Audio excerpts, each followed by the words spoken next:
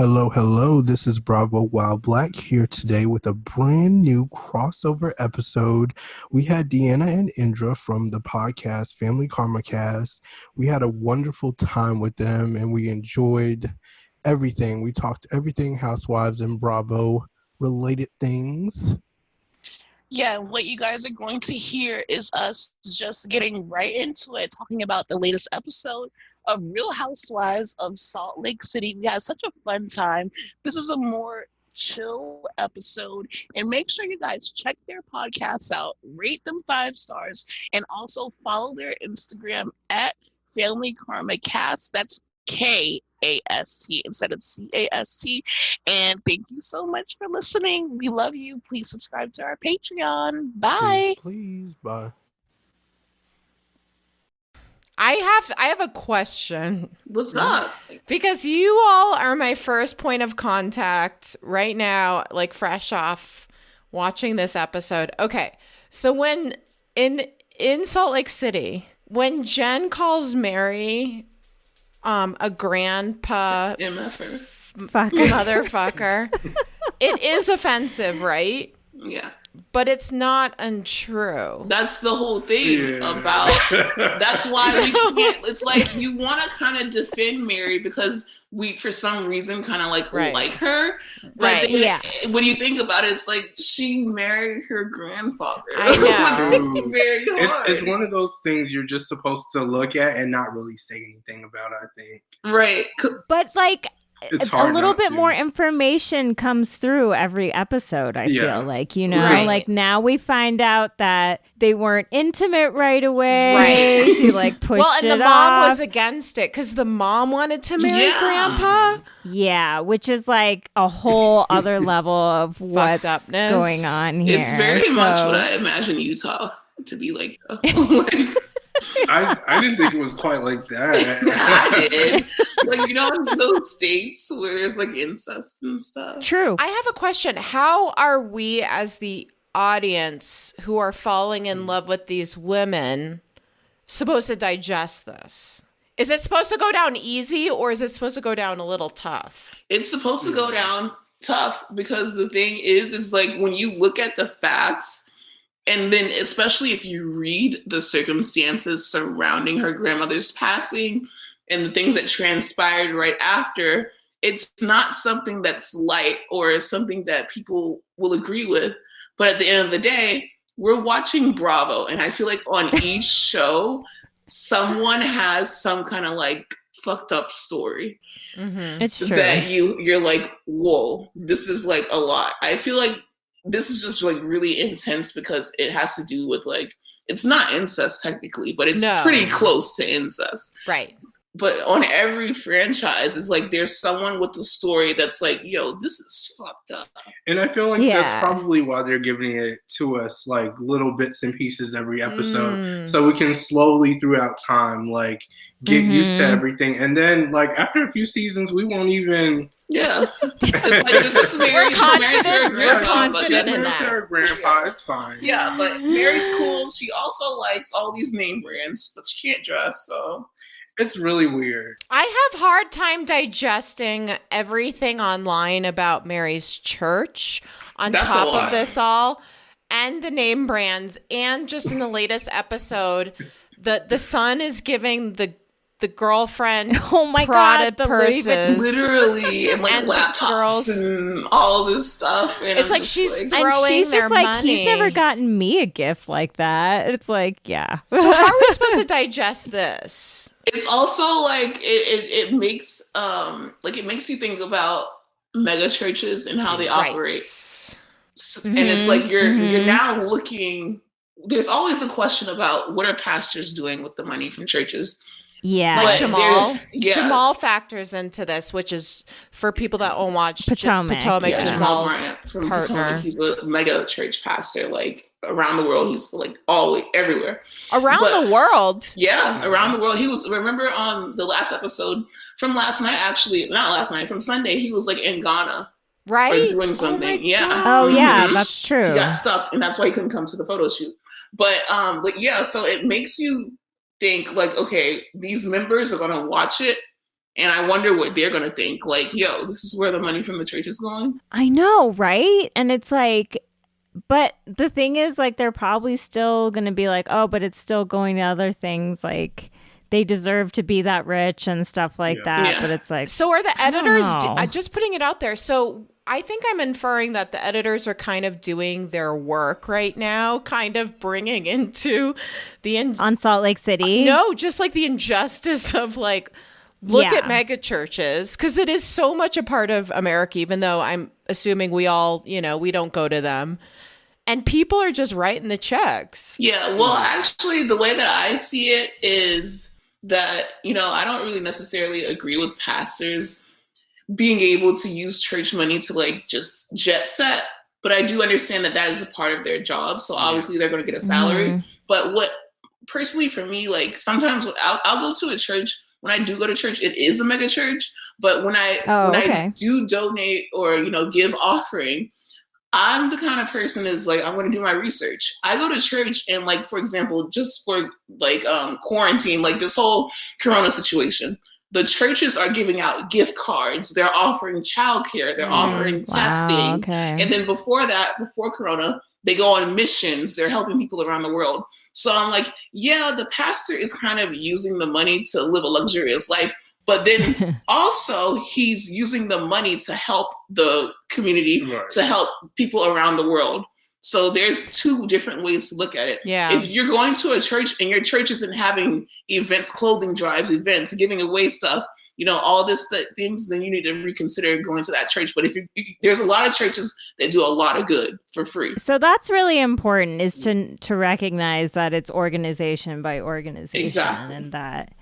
And unclear whether Mary Crosby, how much good work she's putting out there versus. Yeah, I mean, I don't know anything about her church other than what we see in the show. Yeah, you would have to like go like, I guess online or like even contact someone that goes to the church. But I know that there was stuff floating out there that it was like kind of cult-like. So that was weird. Yeah, I read about that too, which is like, again, maybe a Utah thing. Like the whole religious aspect of Salt Lake City, because like you get the Mormonism, the people that have rejected it, the people have been thrown out. Right. Like then Mary's church, and then like Meredith is Jewish, right? So like I feel like more so than any of the other Housewives franchise, they're like getting into it with religion. Yeah, that's what they're building this franchise like around. That's what they built it around, and that's where people's storylines are developing, because it's like, okay, I was Mormon, but then I got divorced, so that makes me like not very Mormon. And then like there's people like Meredith, that's she's having issues in her marriage also, and Lisa's Mormon, but she's Mormon 2.0 because she has a tequila company. So like there's just like you have all. So these, like, does she drink? She drinks, right? Yeah, she absolutely. Yeah, she drinks. Okay. And then there's Jen, who is Muslim. Right. So there's like, they have everything almost. Exactly. They that's have that's what I like about it, is that they have all these different religions and then all these different cultures too, because Polynesian, Mary's Black, and the rest of them are white. But it's more diversity than we've seen in. Oh my God. It's so good to see the different levels of how religious they are. Like, even though some of them are the same thing, it's like Lisa being the 2.0 and drinking. I love that. Mm-hmm. Yeah, I know. It's nice to see. It's nice because, like, I feel like as an outsider, I've always felt like, oh, everyone in Salt Lake City is super conservative. They're all like, by the book, by the letter, and like, this is blowing that up. But like, I mean, I just can't believe that the most diverse cast in terms of bringing all these different things in is in Salt Lake City. Exactly. It's when they announced it at BravoCon, I was like, I am not at all interested. Salt Lake City. This is the stupidest thing I've ever heard in my life. Why would you go to Salt Lake City when you can go to Chicago? You can go back to Miami. You can literally go somewhere else. Everyone was expecting it to be Chicago, but you go to Utah. I know. We didn't even know about anything about Utah other than Lauren from Vanderpump Rules was from Utah. Right. And Katie was from Utah. So I'm just like, I don't want a Utah, Lauren and Katie show. Like, I love that you're calling her Lauren. Yeah. Wait, Lala's name is Lauren? Yeah. Her name's Lauren. She's my big favorite. She's my problematic fave. She's my problematic favorite. Oh, I could talk about Lala all let's talk day. About why? Okay, because we're Vanderpump people. Why? I mean, tell me why she's your problematic favorite. Because I feel like I've been in love with her ever since she busted on the scene on Vanderpump Rules, and she was like, "Let's get it poppin', daddy." Yeah, like I remember that scene, and I was like, I like this girl because she did whatever the hell she wanted to. Remember when she was taking off her top? Yes, and everyone was like.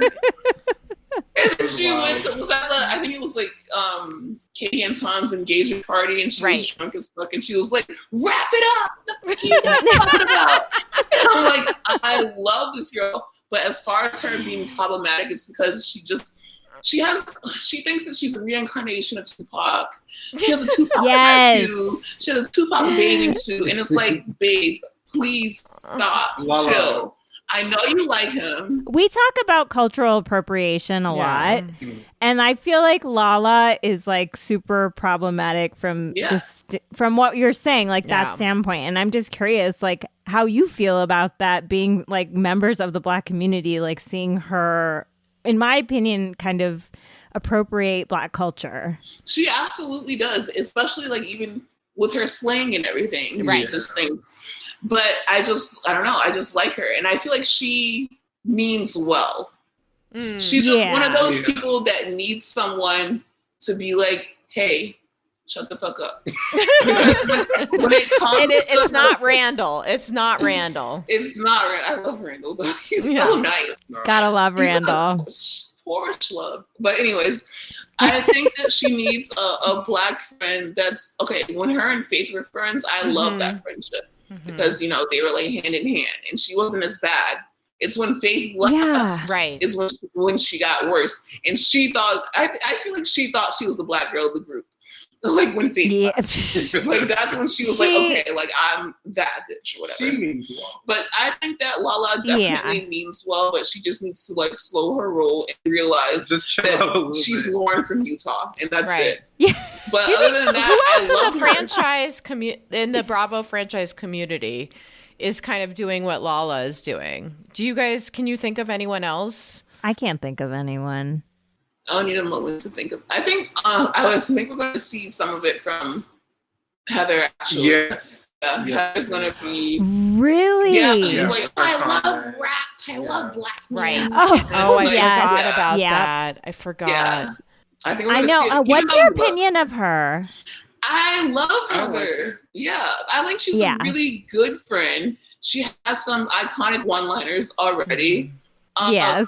She's really funny. She's self-depreciating humor, but she's also a boss and a queen.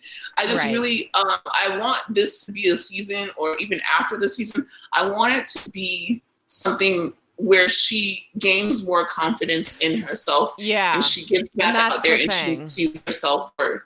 Because she's worked a lot. She's a good person, and she's a boss, and she's a mom, and, you know, she deserves happiness. And it doesn't matter that she was divorced, because sometimes shit just doesn't work out. It doesn't. No, she's so relatable, and I feel like the first episode they kind of painted her in this like sort of negative light, almost. Which is very needy. And since then, I'm like, I love you. I love Whitney. I love Whitney. Like what? Do you guys I don't know why. She should be protected.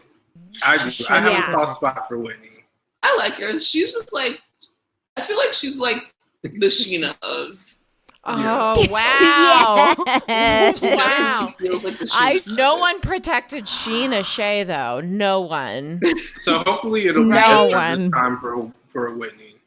Well, Sheena, I think that people are realizing after this whole Vanderpump Rules scandal thing is like Sheena has never been the bad guy.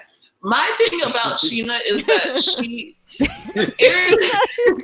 Aaron loves Sheena, but it's like I just think that me personally, I'm kind of a loyal person. Yeah. You know, Sheena tries to be friends with everybody, and that's her like downfall. It's just like when you try to be friends with everyone, it's not going to stick. Especially you're going to piss someone off when they're beefing. Well, and it sucks because it's like I feel like like she was loyal to all of those women, especially, and none of them reciprocated. None of them they were stood so by mean her to her side in the end. Yeah, I don't think Sheena's smart enough to like handle being friends with everyone. No. You know, that sounds really mean, but I feel like if you're going to be friends with everyone, you have to kind of like play the game, and she like can't do that, because she's literally genuine and like wholesome. Like she genuinely wants to. She is wholesome. I think Whitney has a little more bite to her. Like I think she's a little bit more like self-possessed and like, no, this is how I see it and this and that. I like that like her and Mary are good friends. Like it seems like she's the one who steps up to like defend Mary more than any of the other cast Whitney's members. lived more life than Sheena. Yes. Oh yeah, wait, for sure. Yeah, her bangs said it all on Watch What Happens Live. Oh my god! Wait, what? Her bangs, I love that. She needs to put that wig back wherever that Party City wig. Like, I loved it. Back to Party City. I loved it. That was so. This reject wig. No, that was one of her good ones. That was. It didn't look like it really fit. Yeah, exactly the way it was so random. That's why I liked it. It made me uncomfortable, and then we had scream face Kelly Dodd sitting there, and I'm like, I'm definitely. I didn't even watch it. I watched like online. I watched like clips of Kelly Dodd's stupid ass apology. And I can't. That was it. Are you guys watching OC right now? No, we're not. We refuse to watch OC until she's off of it. But on top of that, OC is a dying franchise. Yeah. So I mean, it's killing itself off, and this is like their attempt to try to save it and to try to keep Kelly on the show. And it's like, no, we don't want it. Wait, what do you think? How do you think they're trying to keep Kelly on the show? Because it seems like Kelly is on her way out. Again, I haven't watched this season, but I've watched every other season. Because I feel like if they were truly getting ready to like get rid of Kelly, they wanted to put her on Watch What Happens Live. Oh yeah. But you know what I think they're starting to do too, and I was meaning to talk to you about this. It seems like Andy keeps when someone says something very problematic, they get on Watch What Happens Live like right after, and it seems like Andy's been doing this thing where he asks them, "Do you regret saying that?" So I'm like, is that a phase? Is that like, does he? He's trying to redeem them. You know trying what I to mean? give them a chance for redemption. But this is the problem with Kelly Dodd. She did what she did. She apologized, but then she doubled down and admitted that she was forced to apologize. So then now her saying, "I'm an idiot. I'm a stupid idiot. I believe in equality. I believe in Black lives. I believe in Black lives matter." No, because you already told us what the deal was, and it's like I would respect her so much more if she was just like, "I just don't agree with it." And then that's it. And it's like, okay, you know what? Me and you are not cool, but I respect you because you're telling the truth. Don't try to like sit in my face and pretend that you have had a change of heart because you haven't. Yeah. I have a question.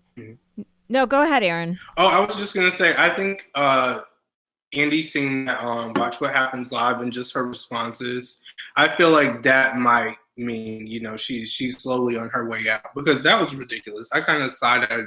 I didn't watch it. I don't know. Yeah. Well, I was wondering, like, remember when, is it Leanne Locken? Yeah. Did you guys watch Dallas? I did. Okay, so, you know, but I'm wondering if Leanne was on Watch What Happens Live after she said those terrible comments. You know? No, she wasn't. They saved it for the reunion, because the reunion... They did. It was like right before the reunion. So they didn't have her on. I don't remember her being on personally. I think part of why OC's dying is because it's an all-white cast, and I don't think any future Bravo shows can be all white anymore. There like shouldn't no be any, housewives. Yeah, I feel like there should be no shows in general in America, at least, that are all white. Like there's no reason to. I walk outside and I don't just see white people. Like no. So can we talk about? Can we talk about Southern Charm? Because yes, thank you. This is a great segue. Oh my God. This is a great segue because the that now I'm just like, this is a bad week in Bravo. Diversity in the cast, please.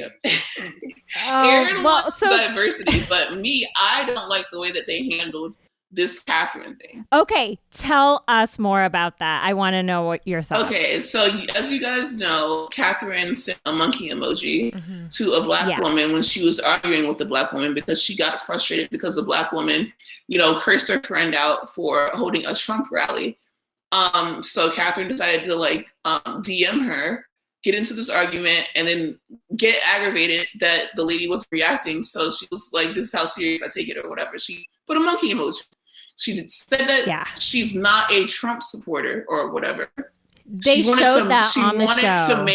to make it clear that she wasn't a Trump supporter. When it was like, okay, sweetheart, but you're defending a Trump rally, going out of your way and insulting a Black woman. Anyways, so okay, on the show, they decided to, talk about it through her friend's perspective because Catherine was basically MIA, but she was only talking to Leva, which is the only person of color on the cast that they brought on the cast. So what they decided to do was just, started the whole Black Lives Matter movement thing that was going on at the time when this happened. The statues were about to get torn down. People were rioting. Everything was going on.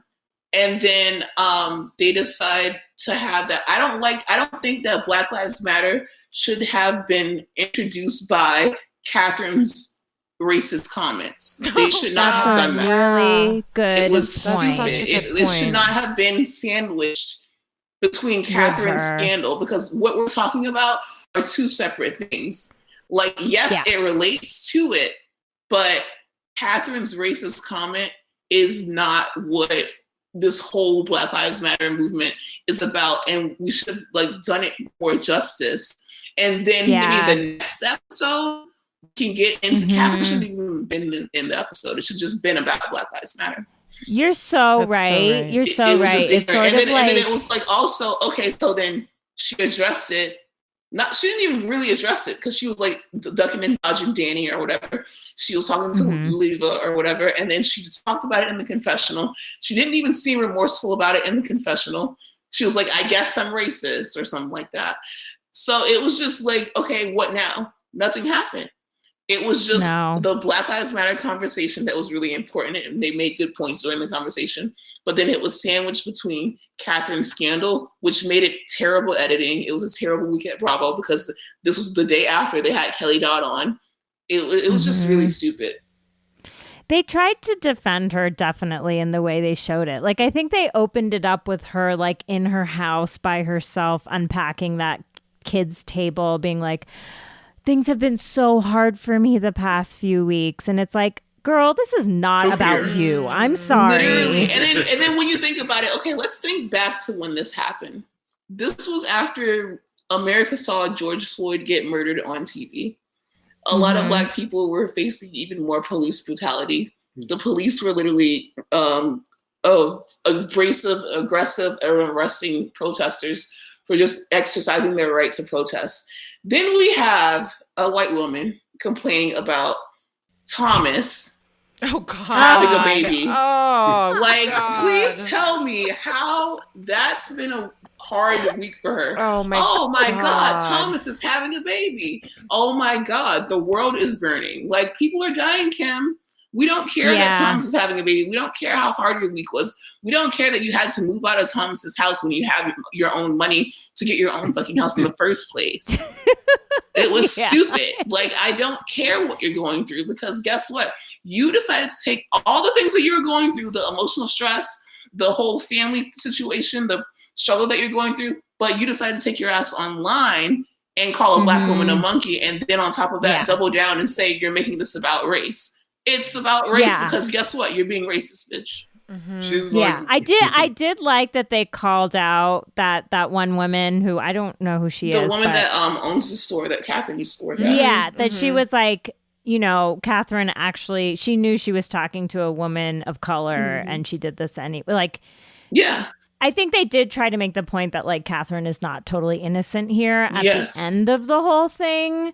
But you're right. The way they Catherine's version of this did not need to be a part of bringing the Calhoun statue down. Exactly. It should have been completely separate. So I can't watch Southern. I've watched it up until this season just because of what's going on in this country and how hard I could imagine watching Shep trying to get his ass off the couch.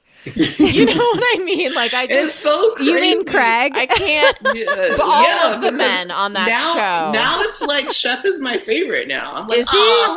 Yeah, because before I'm like, Shep, and now it's like, Craig and Austin. Oh my god! These white men on the show, and then but I did see the clip where they were all sitting around the table, and Danny was like just talking about Catherine, and Catherine's not racist, and then this black woman tried to chime in about privilege, and Danny just fucking steamrollered over her in the conversation, and it kind of for me reaffirmed like, oh wow, if this is just part of the episode that I'm watching on the clips on Twitter, the whole episode must have been so fucking hard to digest. Yeah. It was kind of stupid. Like, I said it. For lack of a better word, it was a stupid episode. And it made me, okay, so this is the thing. I didn't know if I was going to watch Southern Charm if they didn't fire Catherine. They didn't fire Catherine.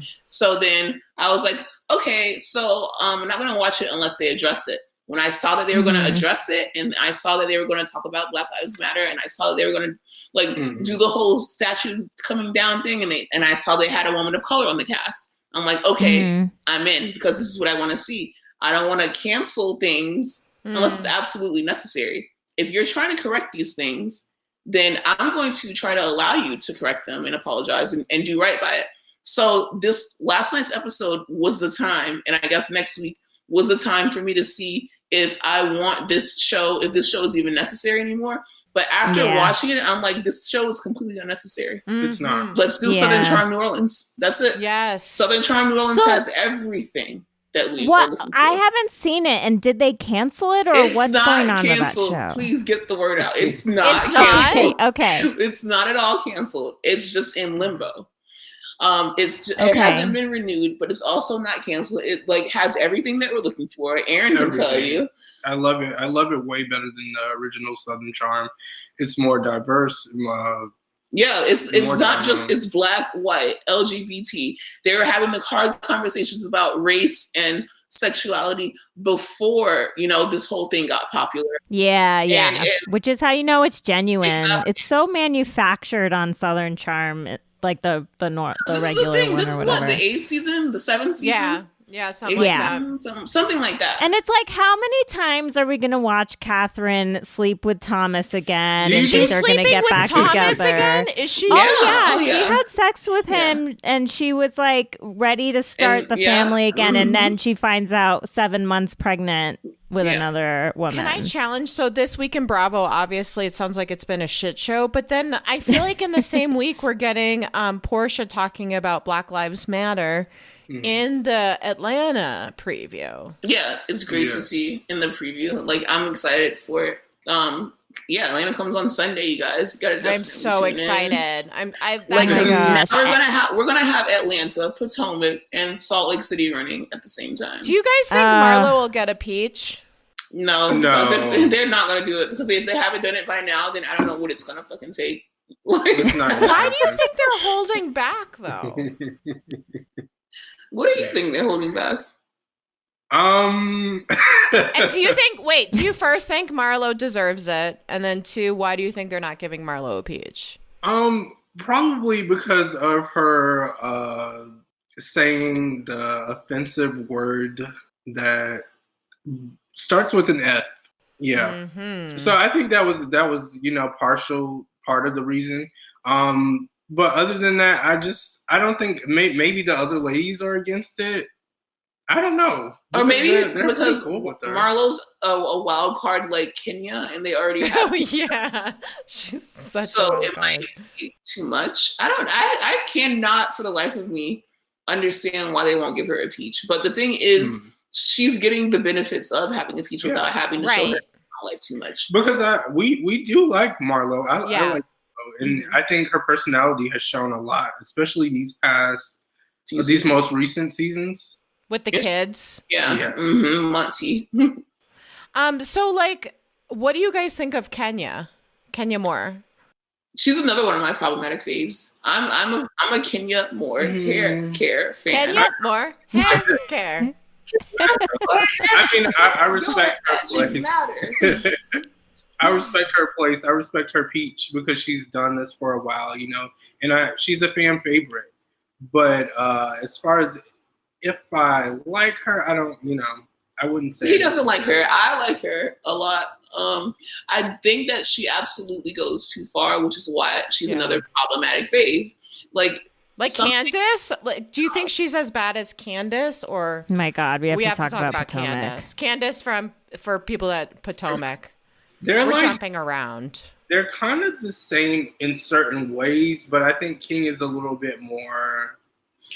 Yeah, I think Kenya's worse. Really? I was going to say Candace might be worse. I think she's worse. I think I think just bringing the law into it.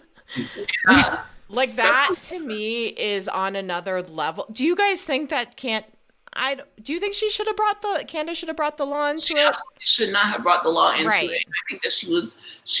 I think that she was never going to do that, but she allowed people to convince her.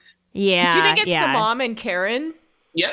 That's exactly what happened. She wasn't going to do it because if she was going to do it, she would have did it like after she like had a few days and Monique still didn't apologize. Right.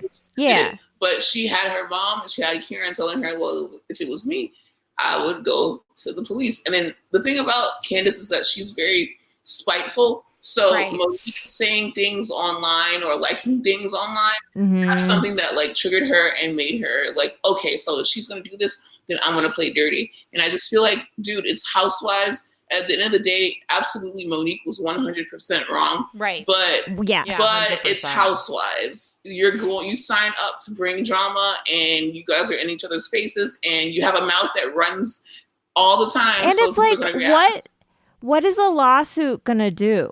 Like, it's not going to do anything. Right. It's just going to make the problem worse. Now Monique's coming back at you with a countersuit. Like, well, they'll let Monique be on the next season, right? This isn't something that she's going to be thrown off the show for. She shouldn't be. I hope not. I don't think she should be because people fight all the time. Realistically, not us, right? Yeah, yeah. But like the girls in Jersey get down. So it's I know. Why the hell would they?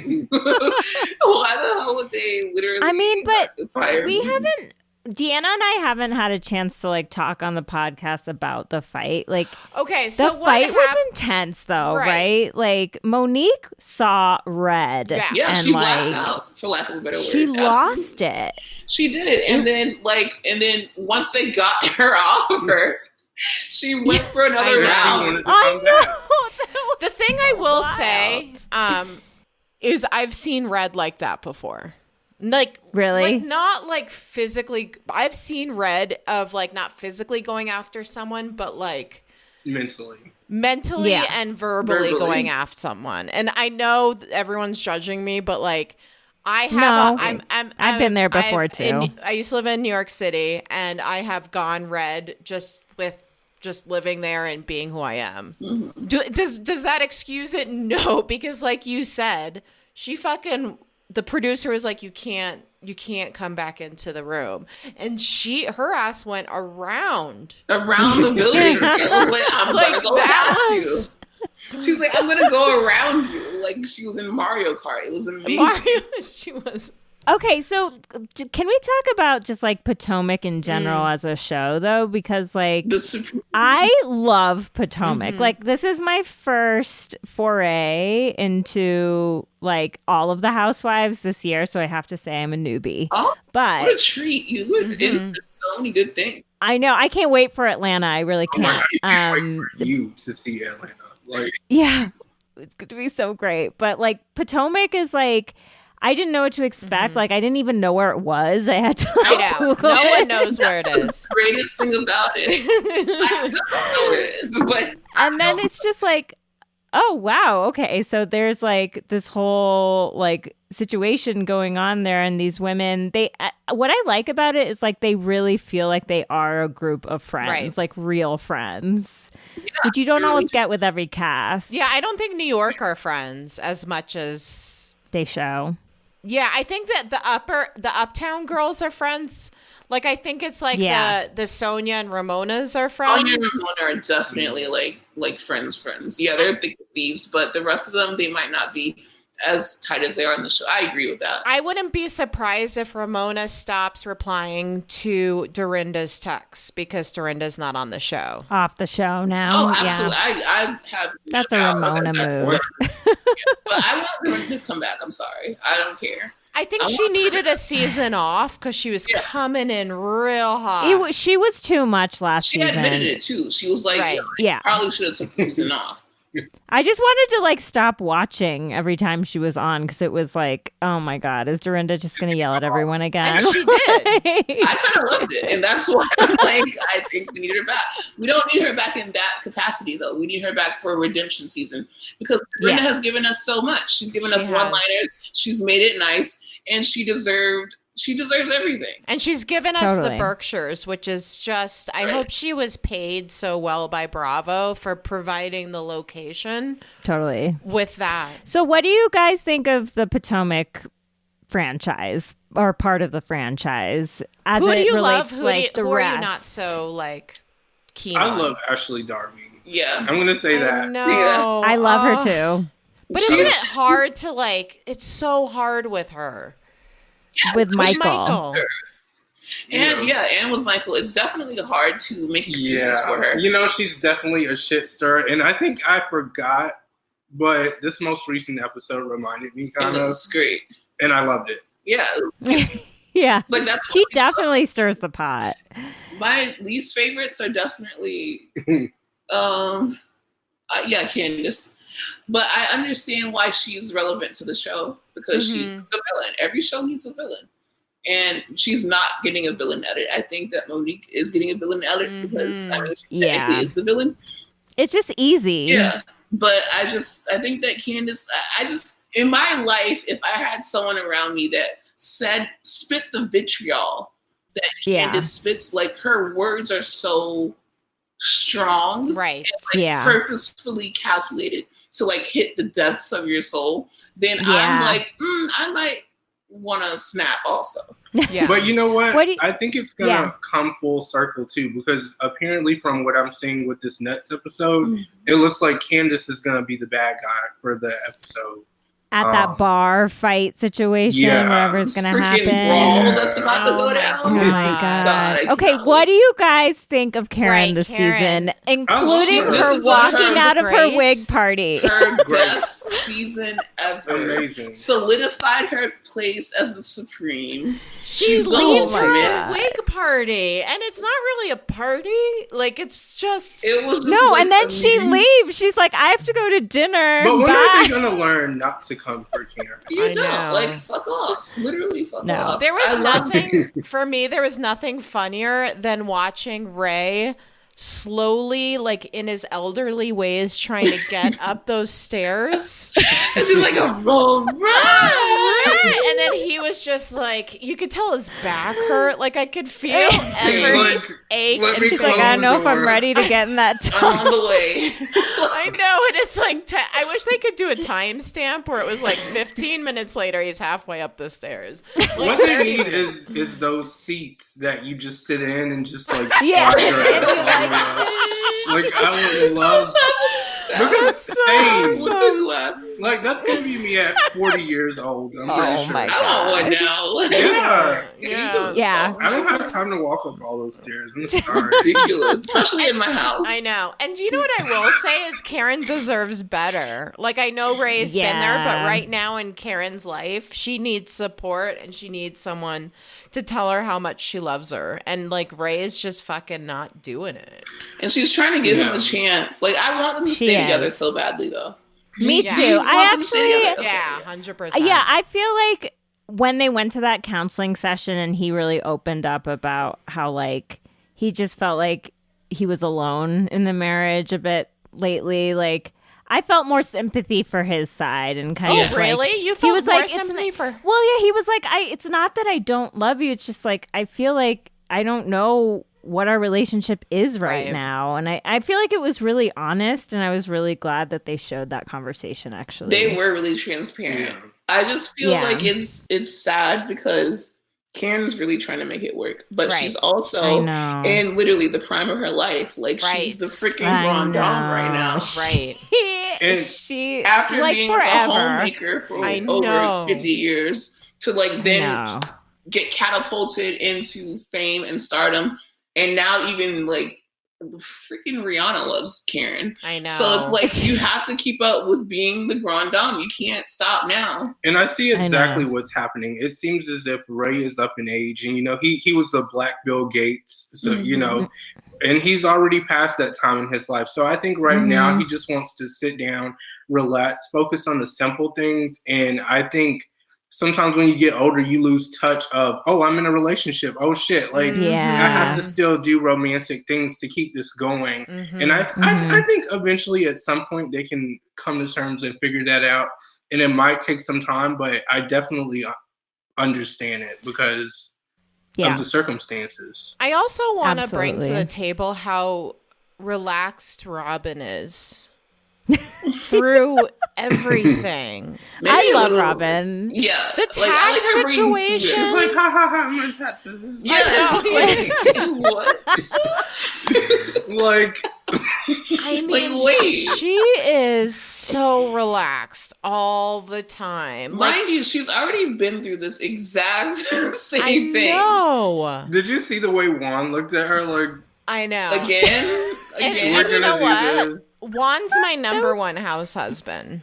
I think he's everyone's number one. You think so? It's Juan. Let me tell you, because I did a survey, baby. It's Juan. You did? Yeah, it's Juan and Mauricio are the two hottest men on Broadway. I love Mauricio. It's Juan, Mauricio, and then Craig. But Craig does not exist to me, so it's Juan and Mauricio. Oh, we're talking about looks. Okay. Yeah. I told you I love Craig. I think Craig is hot. so gross.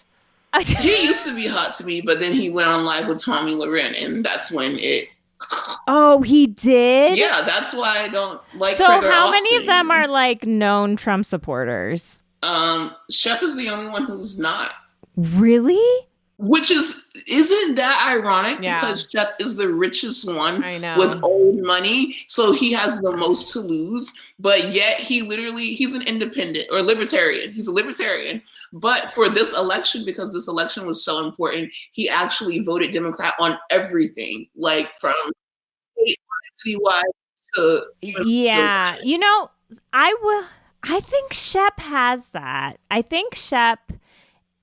I've always seen this with him. Like, Shep is a piece of shit in so many ways, but he's also like, he's intelligent, and I think that he actually understands when like people's are like being treated really badly. It's bigger than money. It's bigger than like, and he understands that the way this country was being run is absolutely unacceptable. And just because he has money, he shouldn't look away from it, which is insane when you have people like broke ass Austin and broke ass Craig. Going on live with Tommy Loren. Like, and so I mean, it's also like we have to say that Shep is the most progressive within a group of people that is just kind of not progressive at all. Yeah. Mm-hmm. Did Leva vote for Trump?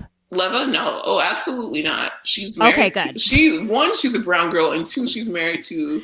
But there are brown people who support Trump. There's black people who support Trump, and I'm just like, what are you doing? What are you guys? What are you doing? Like, hello? Can we talk? It's like it just looks weird, and I'm like, is this serious? Like, can we have a sidebar? Every time I see it, I'm like, I feel like it's a camera around. Are you okay? Are you getting? If you're getting paid, let me know, and then I won't even ask you. Like, listen, get your money. But if you're not being paid, I need to know why. Can we talk about Wendy? Speaking of Wendy, what do we think of Wendy? I'm tired. Okay. I'm fine with her not coming back. Like, that's it. Here's the thing. Really? Wait, what? I'm fine with. Wait a minute. I'm fine with her not coming back. No, listen, we don't mean that. We don't mean that. Listen, we don't. But want to tell you, I love what she brings to the table. I love her her 4 degrees. Let me get this straight. 4 degrees. Her 4 degrees. I love her job. I love seeing her as a mom. I love her bringing her African culture on there. But what I don't like is her coming for Karen. Bye. I'm sorry. You're not going to come for the Grand Dame. It's annoying. I felt like she kind of did it too quick, too. She right. kind of came on and just slung her purse across the room. That's what I don't and was like, hey, Karen, like, blah, blah, blah. Because she has such an interesting storyline. Right. You're a Black woman on Fox News. Right. You're doing these great events. You have this rich African history, and you have family drama. You have your own storyline that we can get wrapped up in. Yeah, I want to know more about that home life. I want to know more about her, her job. She's doing a great job showing that. But her going, it's literally her going against Karen or up Candace's ass. And I'm like, enough. Maybe she should have a late night show. How would you do that, though? But, okay, so Karen was, like, so dismissive of her. So, but how would you handle that if you were Wendy? I'm just kind of challenging. My thing is, I understand. Okay, I'm definitely a type A personality. So if it was real life, I'm like, bye.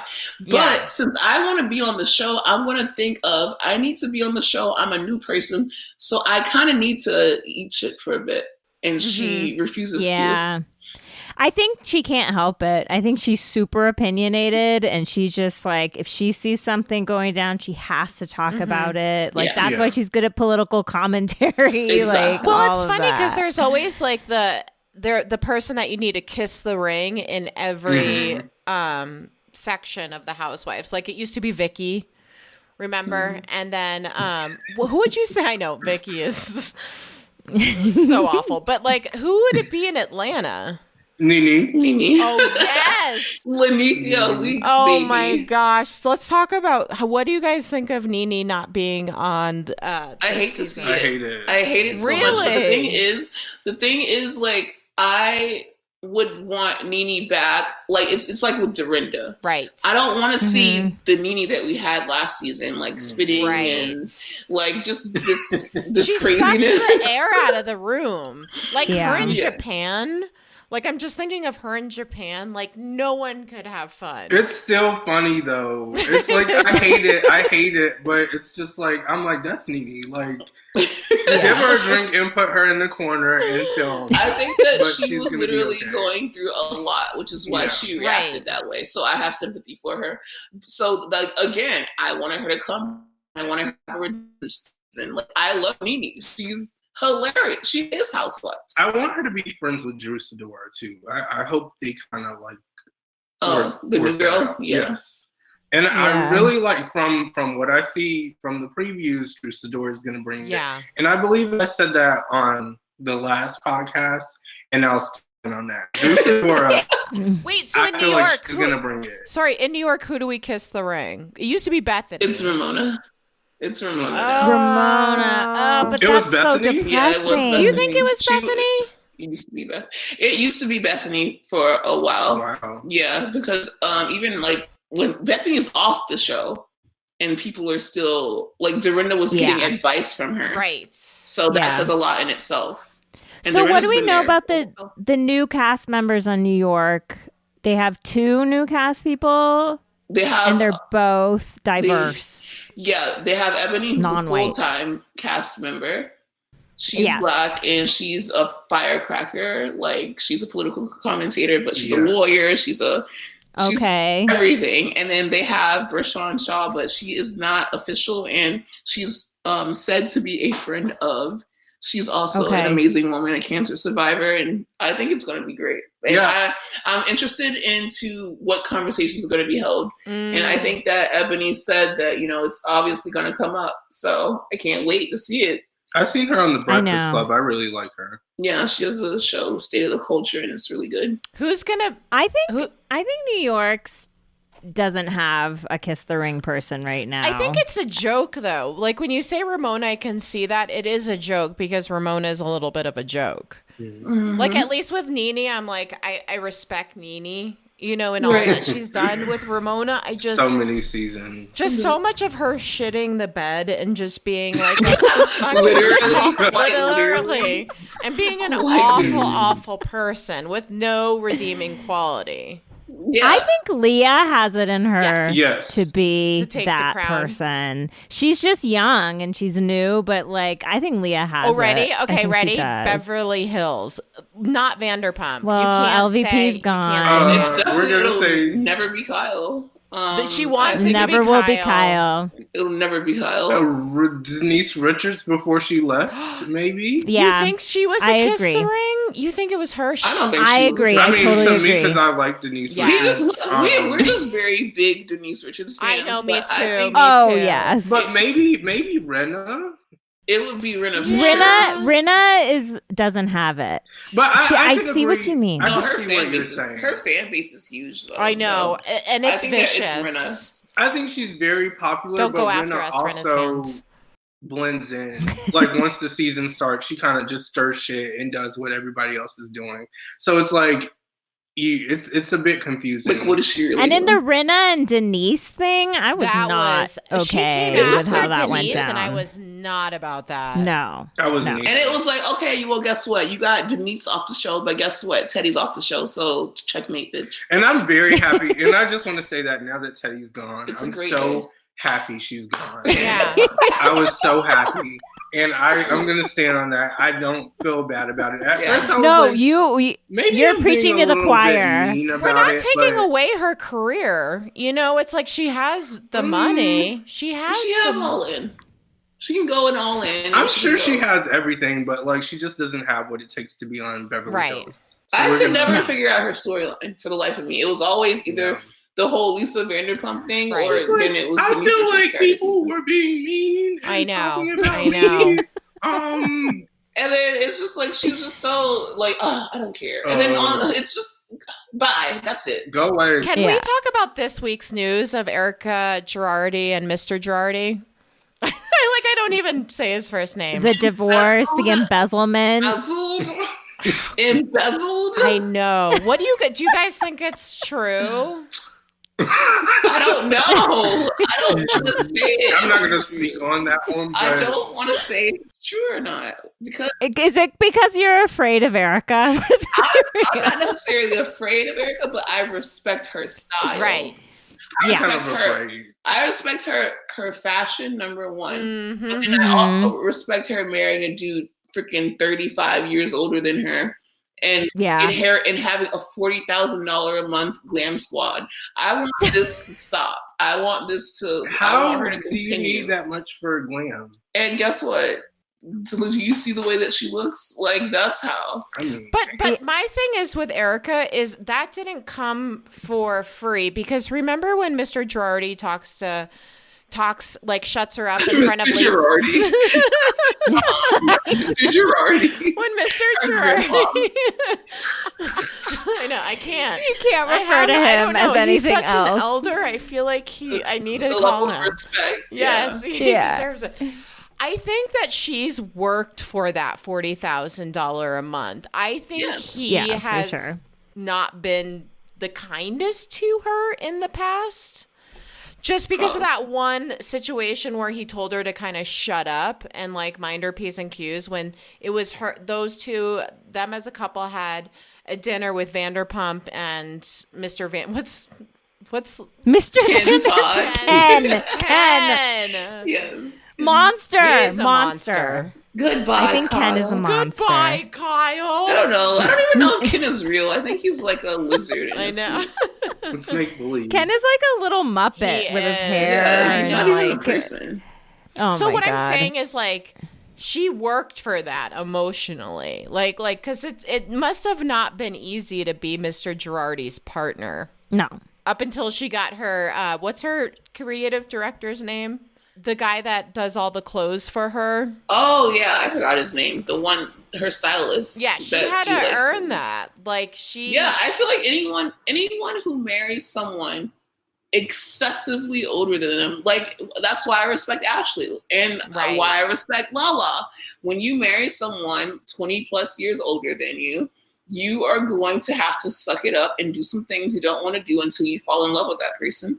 And then you work for, you work for that money. So that's why I like it. I think Ashley I think she legitimately loves Michael, which what do you guys think of that relationship? I just want her to get out of it so badly. I feel like she legitimately, I think all of these people, Lala, Erica, anyone who's with an older person, I feel like they get with them because of the money and the potential, and then they actually fall in love with them. So I don't think that it's ever a case where someone who's really not in love unless they just really need the money. But it's after so much, you can just collect money and then go. Anyways, so for Ashley, I just feel like she knows what she's doing and she knows what situation that she's in. So she's gonna kind of stay in it and get that second baby, and then we'll see after the second baby and get that contract. Wasn't it called a post-nup or whatever? The post-nuptial, Because I love the high-rise condo and the big windows. It's who cares about anything? What about Dorit and PK? Do you think she had to fall in love with him a little bit? No, because you know what? I'm thinking pre-Housewives, right? Dorit did not look like Dorit. No. Dorit looked like a girl from Connecticut, okay? And now she looks like a European Beverly Hills kind of person. So I think that except her latest change to her face, I think, was a step down. Really? I have to say, I kind of liked it. I really love. She just looks like surgery, a Kardashian I know, now. That's true. She just looks like Kim. She looks like every other face. That's what everyone is doing. But I don't know. I like it. It's the new standard. And then I just love her. I love her, and that's why I want a house with a window that also serves as a mirror. So I can just take pictures by the window and serve. Oh my God, those Dorit photos of her by the window are forever iconic, as was Karen's best line from this season. I don't know if anyone's made a meme of this yet, but when it's is that milk? And she's like, it is milk. Why are you drinking milk? I know. That is the boss. Such a boss ass comment. Yes, it is milk. It is milk. These 3 words. You shut that shit down. I know. So smooth, Karen. Oh my God. Is there anything you guys? Giselle? Can we talk about Giselle? I was is there anything sorry. you guys want to discuss? I feel like we're just kind of. Yeah, Giselle. Okay, so Giselle. So I heard you guys talking about Giselle's dress. And I think it was her reunion dress. I think it was a step up for her. I think it was a step up. It looks amazing for that's what I was trying to say. Yeah. It looked amazing for Giselle. And then I did not like these reunion looks at all. No. But now that's what I want to talk about. After seeing the trailer for the reunion, they look better. On camera, it translates so much better because that photo didn't do them any justice. No. But looking at that, I even seen a scene of Wendy sitting down, and honestly, I felt like Wendy went from Belle to Bella the Ball. Yeah. Mm-hmm. I think there is something really humbling and something I appreciate it because you can tell when the ladies get a stylist through the seasons. Especially Dorit 100% has a stylist. Jen has a stylist, Jen Shaw. But Giselle doesn't have a stylist at all. Or I don't think so. And I think I appreciate if she does, she needs to fire them. This is what I want to wear and this is what I think looks good on me. I think she's very brave. I think I would get a stylist though. You would? I would, because I feel like I'm gonna be on TV and this is this is my brand. I mean, first season, okay, you're starting off. Second season, okay, you're starting, I would have a stylist from the first episode. Yeah. I'm sorry. Not the first episode. The first episode. I believe that transitional period is very important for the housewives. Seeing that beginning stage and then seeing but then what they become. This is the thing. Real Housewives of Salt Lake City is the first franchise that I've seen from season 1. Their looks are on point for Jen everyone. Shaw and her team. Yeah, season Shaw. 1, Jen Shaw and Lisa. They're all but they're super themselves already. But you have Mary. But and this is her. This is Mary. This is Mary. Right. But I feel like it's gonna get better. I'm not gonna say exactly what will get better because then I would be calling it out. But I'm gonna say it's gonna get better, and we all know what I'm talking about. Okay, but my question, do you think Giselle is being delusional with Jamal, or do you think they're really like gonna make it? Delusional. Okay. Delusional. That was quick. But I think it's fun to watch. Mm-hmm. I feel like Giselle needed a storyline, and I want Giselle to stay on Potomac because, I feel like Giselle she is. What Giselle's daughters, though. Oh my God! Just watching them roll their eyes at Jamal and his antics, I'm like, they were not having. They're the people's truth. Like, what about when he gave them the restaurant? When Jamal gave them, out of all businesses you could give your children. You give your children a restaurant? No, but it was also Giselle's birthday. It was so when Giselle was like, we're not going to talk about this tonight, and her daughter's like, okay, Mom. Like, she wanted tickets to Nicki Minaj. Mom. Yeah. I think we all want tickets to Nicki Minaj. Okay, like I know. Don't want a restaurant at 15, 14, whatever, however old she was. No, insane. No. So do you think they're gonna ask Wendy to leave the show? No, I think that she's gonna get another season. I think. Okay. I think thinking about it is funny though. Yeah. I mean, in a perfect one and world, done. In a perfect world, enough. Like I've had enough. I like her as like a person, but I'd say that they're 100% gonna give her a second season, but I want her to now come into her own and, open up that amazing storyline that she has built in. Right. Yeah. Hopefully she gets a late night show. Why do you want to get a late night show? Because, she's into the politics and right. things. And I feel like that would be great for late night. I mean, actually, that's a really good point. Yeah.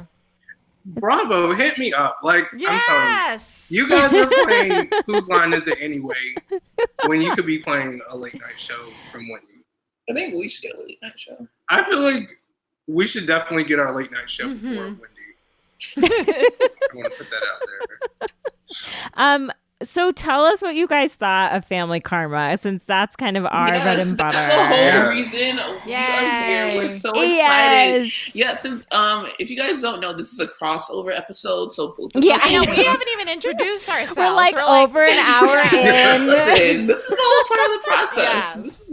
That's the beauty about it. Like, this is our shows. Like, we do whatever we do what we want. But so we are here because we are Bravo Wild Black. We have the Family Karma Kast podcast here with us. We are so excited to have them here so we can talk about family karma and we can talk about being Black and brown on Bravo. Yes. So let's get into it. So this is the thing. Family Karma, I don't know if you guys saw it, but when we first made our page earlier this year, we went back and we watched Camp Getaway and we watched Family Karma because we wanted to bring attention to both of those shows because Camp Getaway had, again, what Southern Charm New Orleans have. They have white people, they have Black people, and they have LGBT.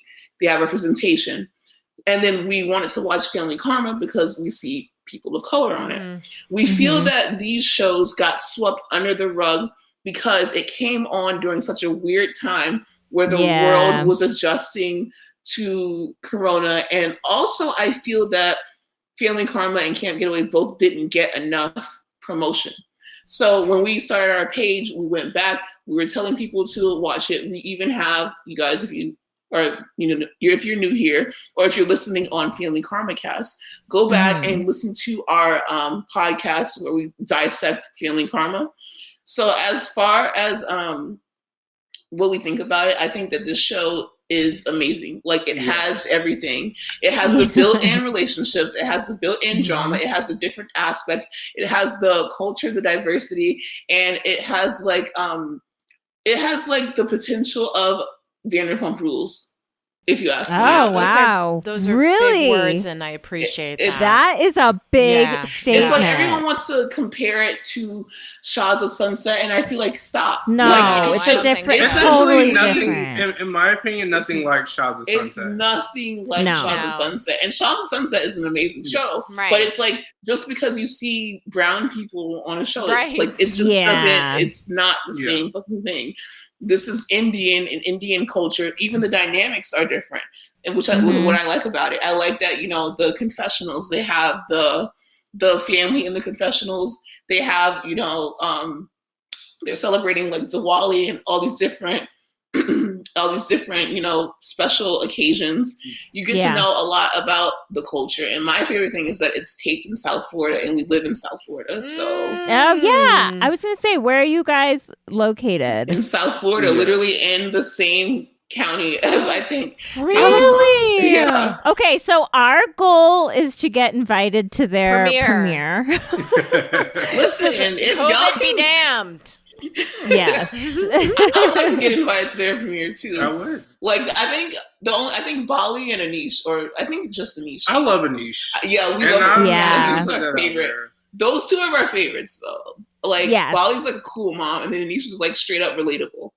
Yes, but she's just all of us. Have a lot of your audience been asking you like a lot of questions? Because I know we get a lot of questions about Family Karma. A lot of your audience like, hey, like, what's the background? What's the background, or like any questions about the cast, or not necessarily about the cast, but they ask us how we feel about certain situations that happen.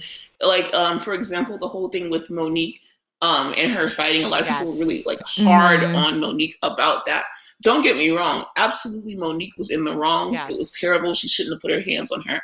But we should not act like this hasn't happened before. And we should also not make Monique have to represent all Black women. Right. I wanted to know what you guys, I know we're talking about Family Karma, but what you all thought of that. We think that Monique was wrong. But at the end of the day, things happen, and this is a reality show. And we've seen it happen before. Yeah. I mean, and then we're also people who come from Bad Girls Club. We come from Basketball Wives. We come from Mob Wives, okay? Mob Wives was so good. Mob Wives. Shout out Mob Wives again. Oh my God. I love Drita. Is my fave. She is like a goddess. I know she's so problematic, but she's amazing in my world. She can be your problematic fave. And she's so gorgeous. She is. I love that. I'm going to have to co-opt that term. Please, always pick your problematic favorites. Like, I know this person is, you know, problematic, but they are still my favorite, and I'm going to continue to be a fan of them. Kristen Doty was mine for a while. Can we? Okay, let's dissect that.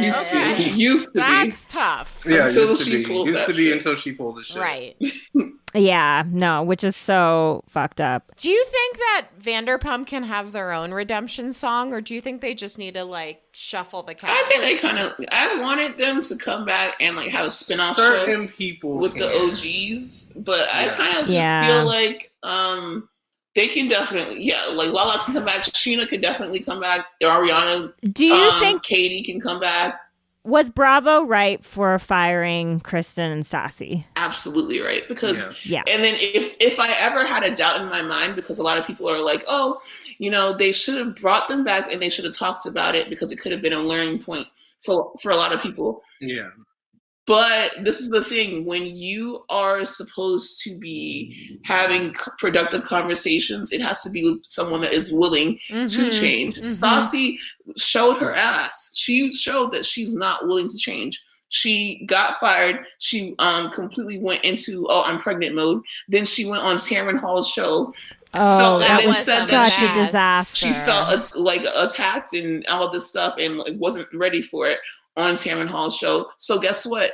If you would have brought Stassi on there and had this conversation, she wouldn't have learned anything, and her little Khaleesi's wouldn't have learned anything. So she can go and she can stay gone. And Kristen can too. I think Kristen can definitely stay gone. I do agree with what Kaya is saying, but I feel like if out of the two of them, Kristen would probably be more open to doing all of that and actually actually doing like admitting her wrongs and putting them on the table and, you know, moving forward and just doing better.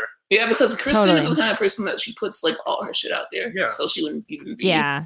Stassi like has been so calculated throughout all the seasons because she was so messy the first couple seasons, and then she became the queen bee. Right. And she's like, "This is my brand. This is who I am." And she's like, and now she's just like, that interview, I only saw like a minute of it, and I was like, I can't even watch this. And then she had the nerve to go back and said that she wasn't prepared. She felt ambushed. She went she did that? She listened. The interview came out, and then days after, her PR said that she felt ambushed, and she felt that the interviewer, a Black woman, went off the rope on her like own show. Not so even it's that, like goodbye. But Tamron Hall.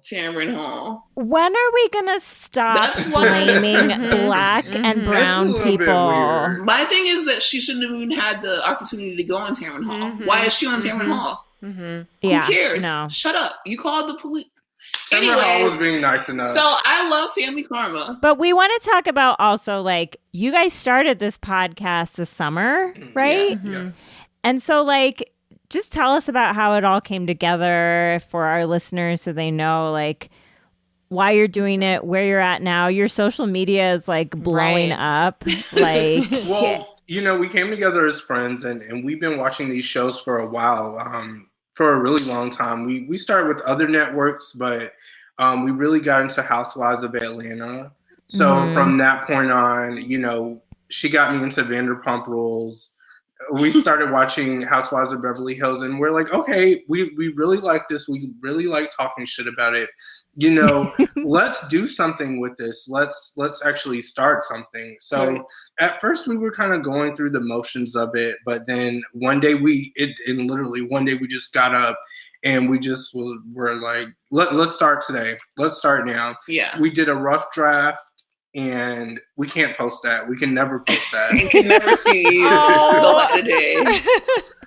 Save it for it was pretty controversial. A special time. Yeah, we'll release it after we have our whole careers. Yeah, and after it's done, it's like the untold stories. When we're like 45 or something. But oh my God. Most importantly, you know, Black people enjoy Vanderpump Rules. Black people enjoy Housewives of Beverly Hills. Not only that, but just Bravo content. So, you know, we weren't seeing a lot of Black people talking about this stuff, and we wanted to be the ones to do that. We wanted to bring this to the spotlight, and, you know, for our voices to be heard, but also find other people who are interested in the same things. Yeah. Well. And what about your podcast? How did you guys start? Well, Deanna and I just love pop culture in general. And yeah, Indra is the music director at a community radio station that I volunteer DJ at. And we would do radio shows together, and when the music we'd have to do the voice breaks, and then when we do the music, we would just talk about pop culture and reality shows, like nothing about the music or the bands or whatever. And so yeah, and so then we were like, we should start a podcast, but we kind of loosely, there were so many out there. It's like, where can we fit in? You guys definitely shifted gears. Yeah, we were like, well, then Family Karma. Like, Deanna sends me a text. She's like, did you know this is coming out? Like, you need to watch it. And literally within 1 week, we like came up with everything. Well, within a day, we were just like, because I think we're both type A, and we're both people that are like, okay, if we're gonna do it, we're gonna do it. But yeah, so we started it just to recap Family Karma, and then it was only 8 episodes. And we were like, how do we keep going? So we had we have another podcast that we started called Gossip Column, which was just like other Bravo content, but now we're back to focusing on South Asians and pop culture generally until Family Karma season 2, which is filming. They're filming, They're filming, so we're hoping, and I hope it's like a full 20 episode season too. So who are your favorites on Family Karma? Family Karma. Yeah. Oh my God, we love them all. I know. Mine's Bali. I mean, I hate saying that because we are in contact with the cast, and we do love them all. to be. We love them all. I mean, I think that the thing that separates like about the cast as entirely that cast versus other casts is there's no terrible person. Yeah. You know, and I think there's no villain. There's no Kelly Dodd. There's no Candace, you know? People, they have their like quirks and things, and you're like you said, Anisha's so relatable. Right. I feel like, you know, we all respond to that. So amazing. But then we're also talking about how like most of the men on Bravo are just pieces garbage. Of shit. But like all the men on Family Karma are like, they're great. They're great people. Yeah. Like, Brian's hot. Brian's really hot. I think Margaret's hot. I think they're all hot. Deanna thinks Michelle is like the hottest. I mean, like I'm a horny person for. We like Michelle, but it's I like him.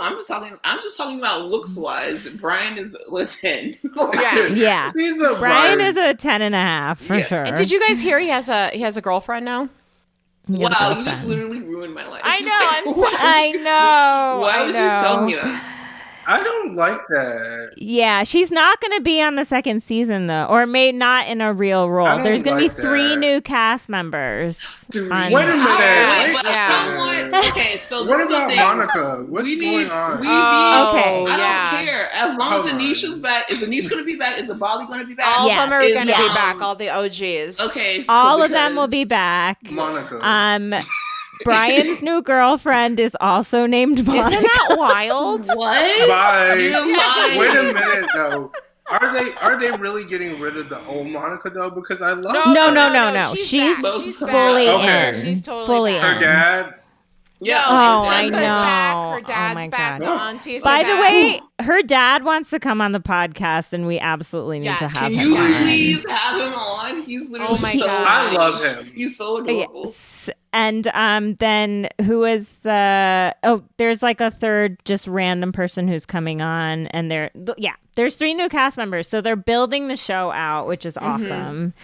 And we just we want to see more representation on Bravo. I think that they're waking up and smelling the coffee on that one. My question is if there's going to be another Vanderpump Rules, where's the diversity? Who is it going to be? They're going to have more Black people. Yeah. You know, I'm sure Black people work at the restaurant, and they're going to have more, which is the most mind-boggling thing is that why was Billy the only LGBT? That's what I always say. And then she didn't even get a good at it. It doesn't even make sense. Get at it. But they're so quick to have a Pride episode every single season.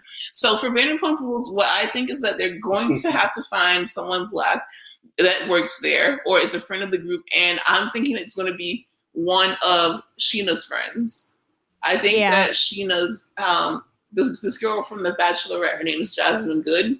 She hangs out. Jasmine! She hangs out with the cast. I heard that she was working at SUR before SUR got shut down. I read about this too. Wait, which one's Jasmine again? Can we talk about which one she was? Because I think I watched Jasmine her was on Ben's season. Oh, Ben's season. I think she was on Ben's season. She was in the military. Mm-hmm. She was on Paradise. Yes. And she didn't find gorgeous. Love for some reason, people weren't into her on Paradise. She's really good friends with Sheena, and I think that they definitely should have Jasmine on. They shouldn't just have one Black person on. Do you guys watch The Bachelorette? I know. This season though. Can we talk about it? The box and what happened this week? Oh my God! There's too much. I want to know who she's gonna send home. I think it's both. Who is? Okay, who are your top 3? Okay, I like Bennett. Right. But do you think she's gonna choose Bennett for the top 3? Okay. No. She's not gonna choose Bennett. I think Ben is definitely. But what do you like about Bennett? Confused. Bennett, because he went to Harvard and he has money. He has money and he has a beautiful jawline. Yeah. And he looks like Superman, and he probably smells really good. You know what I think he looks like? He's such a dweeb. He looks like Frankenstein. Yeah, and that's literally fine with me. I'll be Mrs. Frankenstein, and I'll get injections, and I'll have like a nice crimson chin. That's a tough. So you're crushing on Bennett. Yeah. You're crushing on Bennett. We'll be Mr. and Mrs. Frankenstein, and that's Aaron, fine. what do you think about Bennett? He's not a Bennett. He's not a Bennett guy at all. I'm not a He's Bennett an guy. Ivan guy. I love Ivan. He's my favorite. Oh my god. Okay, can we talk about Ivan that? And Ben that I think she's going to go down to. Ivan and Ben. Interesting. So you don't think Bennett's going to be? I think he's going to stay, but I don't think he's going to be top like 3. Yeah. I don't think he's going to make it hometown. So what did you guys think when Claire was on? That's my question. I never liked Claire. Can I admit that? Am I allowed I to loved say it that? when she was on. I was confused. Like when she was on Juan Pablo's season, she was a fucking nightmare. And like everyone, and then they like turn it into this whole like story of her being like, I would never let you be the father of my children. I'm like, you were the worst woman on that season, and like.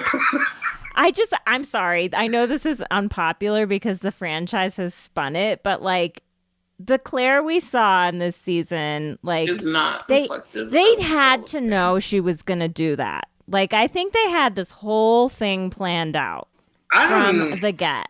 I don't know if they had it planned out, but you know what I do think? I think that they absolutely were in contact. Me too. Either before and then. If they weren't in contact before, then they were literally like hooking up while they were at the La Quinta. Yeah. They were like sneaking to each other's rooms and staying overnight. I didn't even think about that. When he got out of the limo, she was like, she said something that was like, I think I just met my husband. I just met my husband. No, but before that, it was like, it implied that like she knew him already. Like that they had talked already. And I know they're going to say it. I wouldn't doubt it. They already said, oh, we never. Right. And she swore on her dad. I know. So that's why I want to believe her. I want to believe her too. But she swore on her dad. I'm going to believe her. I don't know. But I just want them to like never get bye. Because it's never going to happen again. We never want to see her again. Yeah.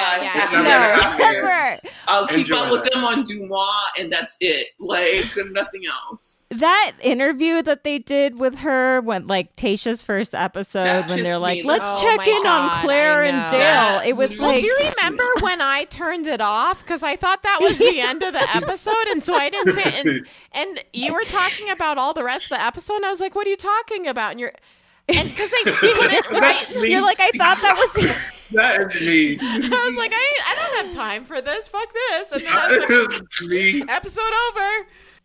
Okay, but what do you guys think of Tasha, and what do you think of Matt James, who's going to be the Bachelor? I freaking love Tasha. I love Tasha. Tasha gives me Tinashe energy. Interesting. Mm-hmm. She does, and I'm a Tinashe fan. Yeah. Do you think she's going to put out an album soon? I love this question. Sorry. He never gets to talk about it. It's a hot topic. Yeah, she just did this Christmas. I don't know if it was an EP or an album. Sure. But it was pretty good. It was for the culture. Right. So I do believe she has something coming out. So Tinashe always has something coming out. She's always on our lips, that's the thing I respect about her is her hustle. Yeah. Mm-hmm. Right? And I think she's very talented. Get in the camera when we're talking about Tinashe. I like Tinashe. Like you're not gonna be quiet when we're talking about Tinashe. I already talk a lot, so when you want to talk a lot, I'm tired of me talking about You don't Tinashe. like Tinashe? No, I do. I love Well, I don't say love. I like Tinashe. I got her to kind of love her. I like Tinashe, but it's just that I don't want to talk about her. Okay. So let's talk about Tasha. What do you think about Tasha? She looks like a Disney princess. She does. Yes. Her eyes and her whole situation. That's what really made me like her. She's so nice and so genuine. Even when she's interacting with the guys, it's like the things that they talk about, the questions that she actually asked them. I can see Claire doing that shit, but Tasha definitely, Claire doesn't have the depth to like She's be like, the who are Bachelorette. you? Come in. Okay. Like, just tell me how great I am. Dale comes in with his vape pen. He shows up. He comes in the room with his vape pen for like a second. Wait, did he have a vape pen? He definitely had a vape pen, and I want to talk about this. What? When was the vape pen? This was like, I think the episode that they were leaving, or this was the episode she was already on a date, and Dale interrupted the date. He just walks in the room, and he's like puffing on his vape pen, and he's like, "Oh, guys, I'm sorry," and she's like, "No." She's like, "No, don't worry about it." Oh, man. I'm surprised they showed that on ABC. Listen, that's what really showed me that Claire and Dale were comfortable as hell. Because he's rocking up because on his nobody's vape pen. gonna come in your room with a vape pen. With their vape pen. Like, just straight up like, "Oh, what's up?" Like, like he's comfortable there. Like he's been in that room before. Oh so my do you God, think that they is had such an sex incredible before? detail. Oh yeah, every night, and that's how they got That's so close. so wild. Yeah. I've never heard this theory. I'm taking hits off of the vape pen. Okay, because I'm going off of her swearing on her dad's life that she did not talk to him before the show. Yeah. Even if she just looked him up on social media, whatever, I guess it doesn't count. Right. But if she did not talk to him before the show, what we saw, those dates, that's not all of it. So if you didn't talk to him before the show, then when the show started, you guys were sleeping over, you guys were hanging out, and you guys were, doing a do. And that's why you're so in love. At the looking. Yeah. And production was helping that all happen because they're like, we got to get her out. We got to bring Tayshia in. We got to it's very clear that you like like Dale. So guess what? This is not the Claire and Dale show. This is not Bachelor in Paradise. This is Paradise to be a hoe. is so good. You're going to be a hoe and you're going to date all of them. You're not going to date one of them. And I think that's the thing I appreciate with Tayshia is she is so ready to French because I used to love before. She's kissed like 7 guys in one episode. It was a little bit weird at first for me because he's not used to the Bachelor. I'm like, wait a minute, like he's not used this to the is like Bachelor. standard fare. This is what you're supposed to do, and that's why I'm like, everyone does that. Right during COVID too. I didn't appreciate how Bennett went to French her when she had the blindfold on. Like that was so awkward. That was too wild. I would have been like, was it?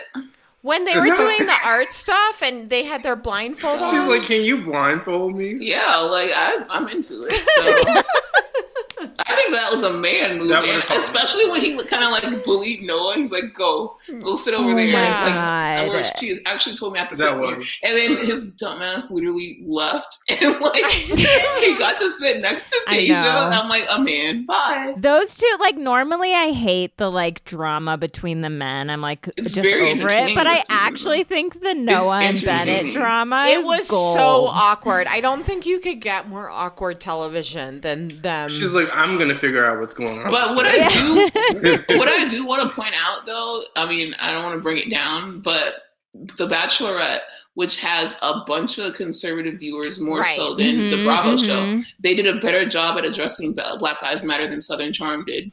Right. Which is my God. Right. The Ivan and Tayshia conversation compared to what we got on Southern Charm. I cried. Like I was like, this is the realest conversation I've ever seen on this show. And I never thought we would get it because it's ABC. No. And a bunch of, like conservatives watch The Bachelorette. They love the Bachelor franchise, love this and live for it. So when they had that conversation and they got raw and deep and like they detailed into it the way that they did it, and then you know what? It wasn't awkward when they transitioned back into the show because they said so much. It was amazing. I love that. It was amazing to see. And I think that says something about this, like the Black Lives movement this year had so much weight across all political persuasions, backgrounds. Like I think it's something you couldn't ignore it. You can't ignore it.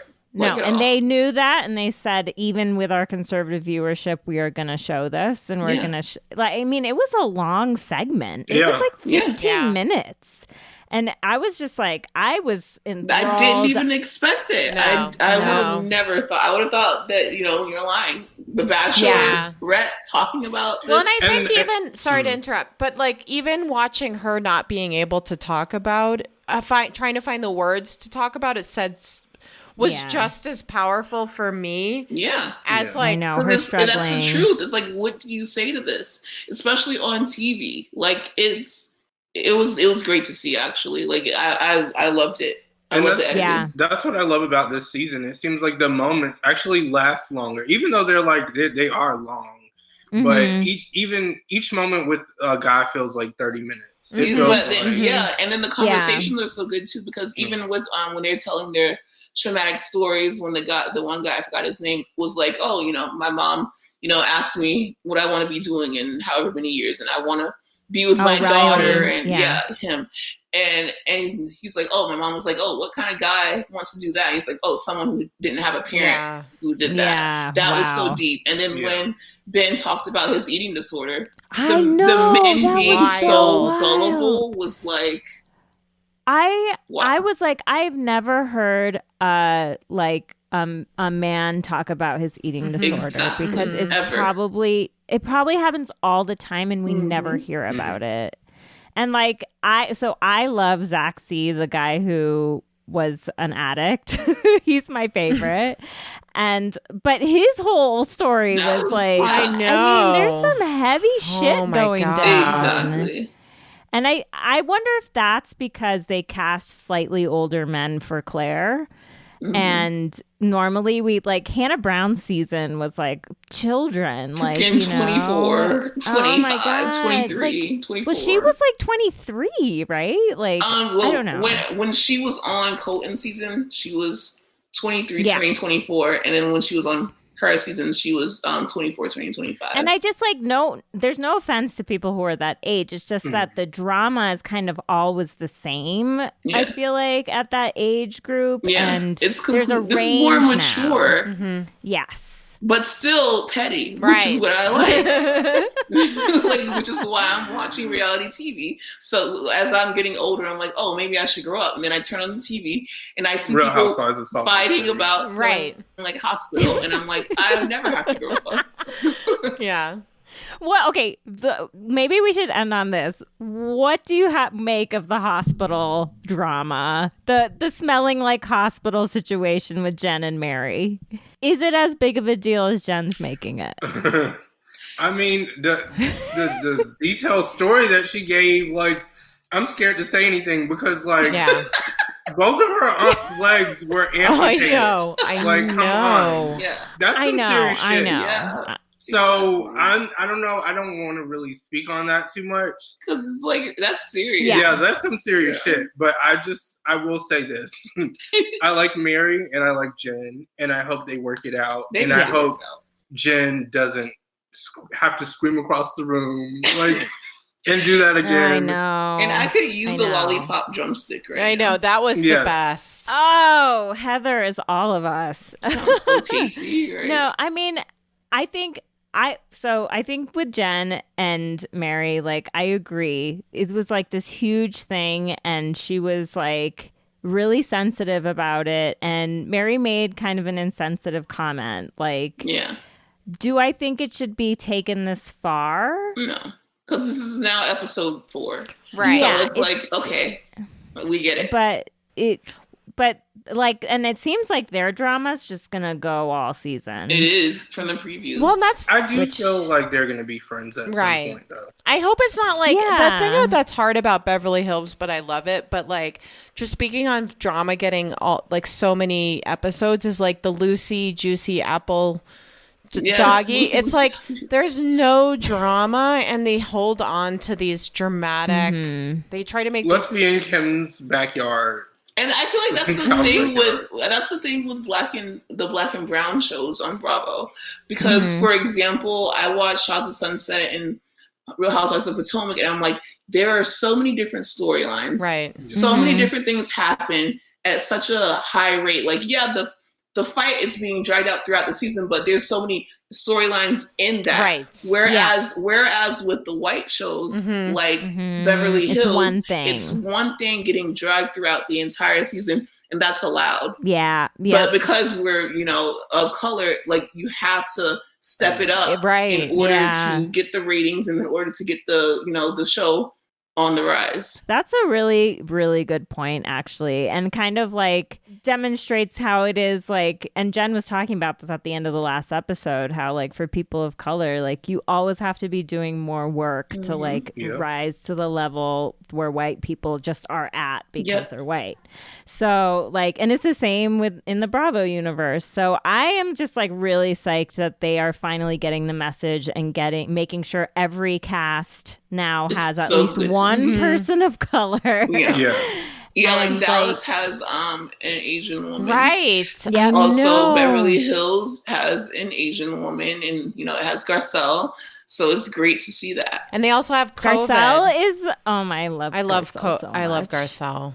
Yeah, Garcelle better not get COVID. Like I made a meme. I'm like, I'm going to rescue Garcelle from the rest of these women who have COVID, because you will not be giving Hollywood legend Garcelle. Well, I'm worried about Kathy, because how old's Kathy right now? Yeah, Kathy. All of them are older, so I'm just like, Dorit's in her 40s. Yeah, Dorit's Dorit's fine. Something. But isn't Kyle like? I don't know. Kyle's in her 50s. I think Kyle is probably younger than I think she is. It's just that she's so boring that I think she's like 60 something. I do appreciate, like they're all just posting about, Kyle's posting about her nose job. So we're going to see a new nose. And then Dorit's going to have another face, like a new face. And so Dorit. We could get younger Kyle. Should we wrap up? Because we've been talking. I mean, I could talk forever to you guys. We need to do this again, because this is such a breath of fresh air. On a regular basis. I know.